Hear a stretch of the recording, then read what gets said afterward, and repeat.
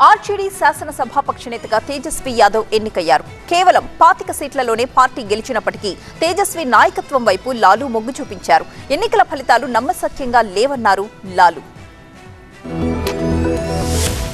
RJD చరిత్రలో ఘోరమైన పరాజయాన్ని చవిచూసిన లాలు యాదవ్ కీలక నిర్ణయం తీసుకున్నారు. ఆర్జేడీ శాసనసభాపక్ష నేతగా తేజస్వి యాదవ్ కొనసాగుతారని స్పష్టం చేశారు. లాలు కుటుంబంలో చీలికలు వచ్చినప్పటికీ తేజస్వి వైపే మొగ్గు చూపారు.